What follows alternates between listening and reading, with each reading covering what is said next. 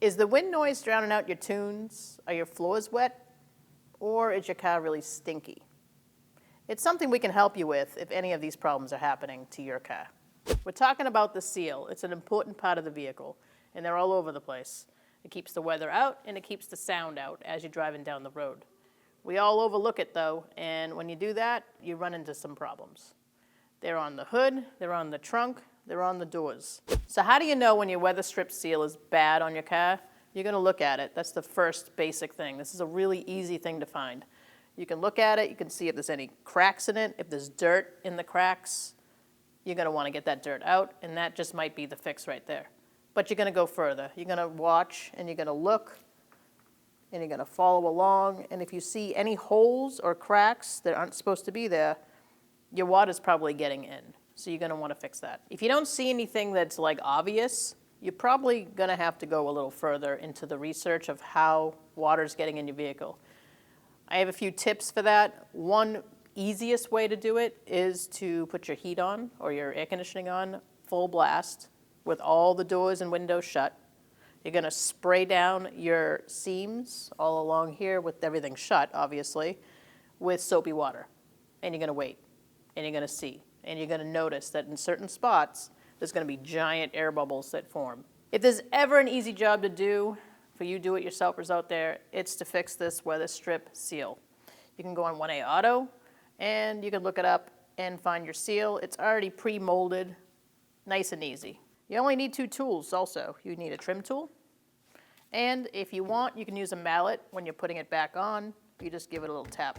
To remove it, you're just going to use your plastic trim tool, and you're going to get it started. Make sure you're not rubbing up against this window part because you don't want to break the window.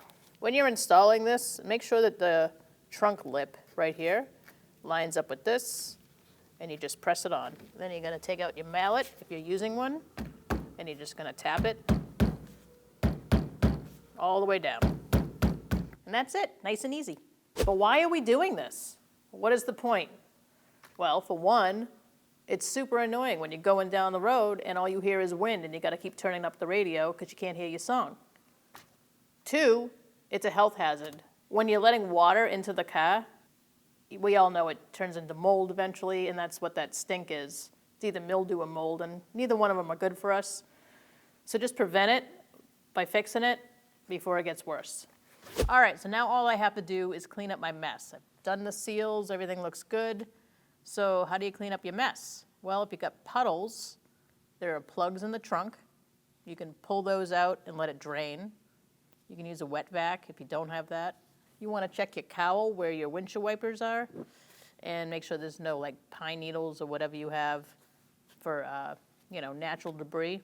And now I'm asking myself, how did this even happen?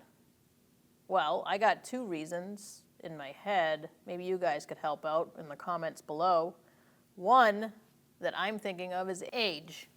Unfortunately, age is one of them. As things get older, they get a little deteriorated and they start to crack. It's unfortunate, but it's true. 2 is the heat.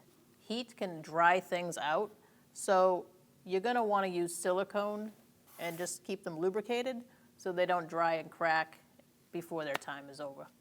Just because you got an older vehicle doesn't mean it's got to feel like an older vehicle. Go to 1A Auto, get your door seals, get it fixed up, nice and easy.